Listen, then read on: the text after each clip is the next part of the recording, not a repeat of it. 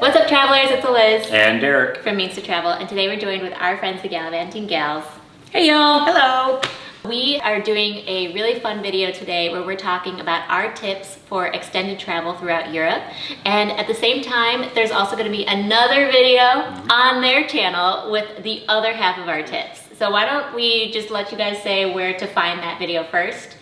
Sure, we are Gallivanting Gals on YouTube, and I'm sure we'll get some links down below so you guys can find it after you watch this video. Absolutely. So once this video is over, make sure to go to their channel and check out the rest of our tips too. With all that said, we're going to be sharing all of these tips because we, as two married couples, have also done a ton of extended travel throughout Europe. We were even in Europe, not together, Right. but both of us were in Europe at the same time when COVID happened and we're on extended trips, and we had to come back to the US. Derek and I also did 3 months in Europe last autumn, and when we were traveling around, and they're about to leave. You might actually be watching this video when they are doing an extended trip through Europe. Possibly, yes. Hopefully. Yes. So from all of that, we've picked up some really good tidbits along the way, so we're going to jump into the first one right now. And our first tip is to make sure that you have an itinerary on file, even if it's just a basic itinerary, kind of like an outline of where you're gonna be each day, and maybe what hotel you're gonna be at and what city you're gonna be in.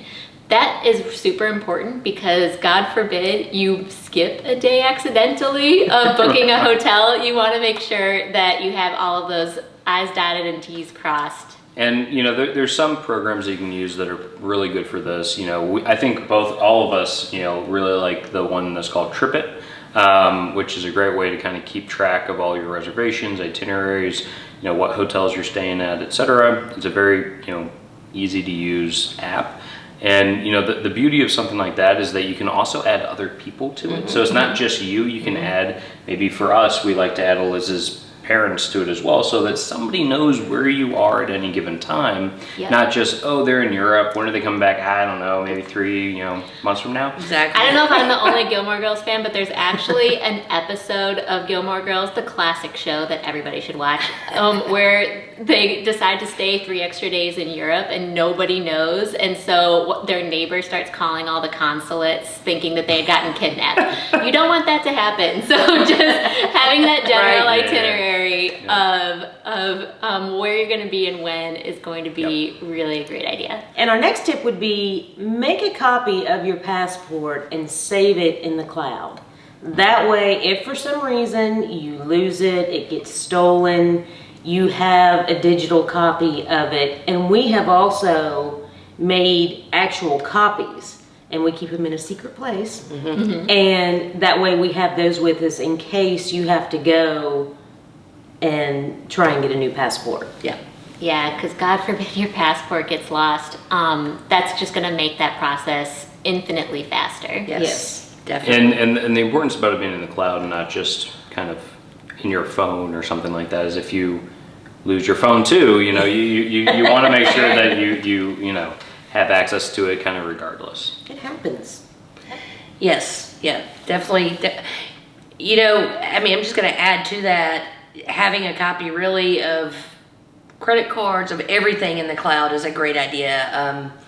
Tracey on one of our trips managed to lose her phone, which included her driver's license and a couple of credit cards. Oh no! And in Germany, because it had an ID in it, we had to report it to the police.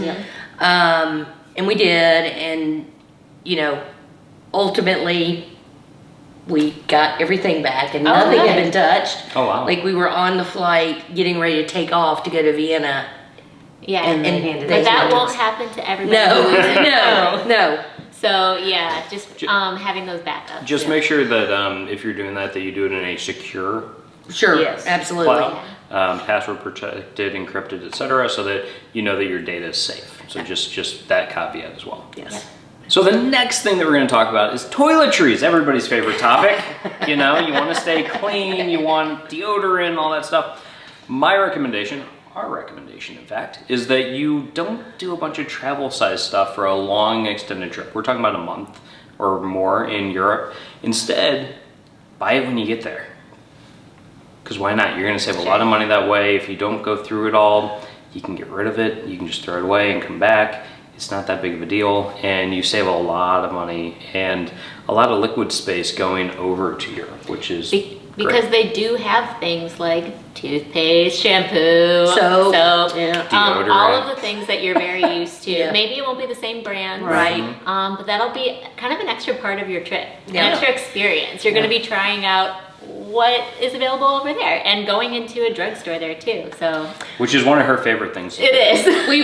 We've done that multiple times, and at one point we were in, I want to say Italy, and we were looking for soap, like a body wash. Yeah. And we couldn't tell if it was soap or shampoo. And of course, we couldn't, those were not words we knew. And a guy came up and he couldn't speak English, but I was like, is it this or this? And he was like, oh, it's it. You know, we're like, okay. So, you know, we were able to Got get it. it. Yeah. You just mime it. Yeah. Right. I love that story. Yeah. Also, make sure you notify your bank of your travel plans. Because if you don't, then they sense that it could be fraud. You could get over there without a card that works, and that would not be fun at all. So a lot of banks, if you have like the app, you can go on the app and do it. Although if you're going to multiple countries, we have found that it only holds so many countries at a time, so you actually have to call them and give them the dates. But just make sure you notify them that it is in fact you, so that you don't end You up... don't freeze your card. Yeah, they freeze your cards, you're at dinner, and suddenly you have no way to pay. I mean, that would just not be fun at all. So call your bank, you know, wherever your cards, whatever credit card company or your ATM, whoever your bank is, and make sure you let them know what date you're traveling. And we've always had to give the country we're traveling to as well. So Yeah, not necessarily get as specific as the cities. So Yeah. like if you're just going to say France for 10 days, you Right. can just say France. But I want to add, there are certain credit cards that say that they don't necessarily need that, and that's okay. So I think American Express oftentimes says like their fraud protection is, you know, good enough that they can tell if it's you or not. So just if that becomes the case, that's totally fine, roll with it. But there are definitely a lot of banks, a lot of credit cards, especially the ones that would be for your debit card that you can get money. Make sure that is set up. You can only typically set it up like 2 weeks in advance of travel sometimes with certain banks. So if that is the case with yours, set a reminder for yourself on your calendar like 2 weeks out, because you're going to be thinking of so many things at that point that's probably one of the last things that's going to cross your mind. So definitely a little tip to do. I mean, I've definitely been on my way to an airport frantically calling Yeah, you've done a lot Schwab and being like, I'm about to go to Europe. Yeah. I'm like, I'm in the cab. I'll be there for 10 days. yeah. Meanwhile, she's just looking at me like, what's wrong with you? He didn't set his reminder.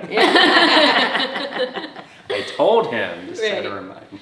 And speaking of American Express, our next tip is, so we're Americans, and the American Express brand of credit cards is very common here, but it is not commonly accepted in Europe. So in a lot of the bigger cities, for example, like if you're gonna go to a lot of tourist spots in London or Paris or, you know, Frankfurt, American Express is accepted. But once you get out into smaller areas, or maybe just less frequented by tourists, restaurants, etc., maybe won't accept that. So what we've found ourselves through travel is that Visa is the most commonly accepted credit card brand. And Wherever you want to thankfully, our debit card is also a Visa, so we don't run into issues like that. But making sure that you have multiple brands of credit cards is really important, because as much as you might want to use just one to like really get all those points or something like that, you need to have different options. I mean, that kind of, we ran into that actually when we were trying to pay for parking when we were in the UK for 3 months. We would,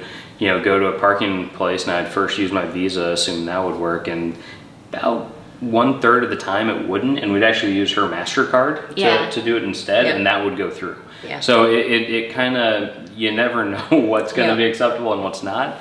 And there's some places that they don't even accept any sort of credit card. You know, they're still very much in like a cash system. So, you know, having multiple options for how to pay is very important. And probably going along that line, our next tip would be carry an extra credit card or debit card with you, you know, in case you don't call and they freeze it or you lose it. You know, keep one in a different place, not in your phone. Yeah. In case you lose your phone, Yeah. and keep it in a different place so that way you have a backup just in case something happens, regardless of if you lose it, it gets stolen. That way you have some way to pay other than cash.